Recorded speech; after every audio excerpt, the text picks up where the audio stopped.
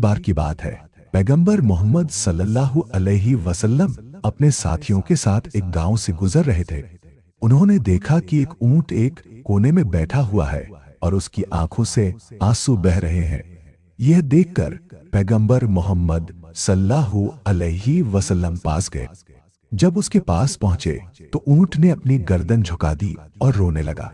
पैगंबर मोहम्मद सल्लल्लाहु अलैहि वसल्लम ने अपने हाथ से ऊंट के सिर को सहलाया और उसे दिलासा दिया।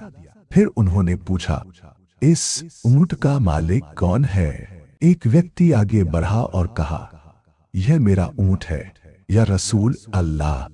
पैगंबर मोहम्मद सल्लल्लाहु अलैहि वसल्लम ने उससे कहा, क्या तुम इस पर अधिक काम करवाते हो और इसे ठीक से खाना पीना नहीं देते? उस व्यक्ति ने शर्मिंदा होकर सिर झुका लिया और कहा, हाँ या रसूल अल्लाह। पैगंबर मोहम्मद सल्लल्लाहु अलैहि वसल्लम ने उसे नसीहत करते हुए कहा, इन जानवरों के बारे में अल्लाह से डरो, क्योंकि ये तुम्हारी संपत्ति है। इन्हें उतना ही काम दो जितना ये सह सके और इनका ध्यान रखो। उसके बाद उस व्यक्ति ने अपनी गलती मानी और वादा किया कि वह अपने ऊंट की देखभाल अच्छे से करेगा। इस कहानी से हमें यह सीख मिलती है कि इस्लाम केवल इंसानों के साथ ही नहीं बल्कि जानवरों के साथ भी दया और करुणा की शिक्षा देता है।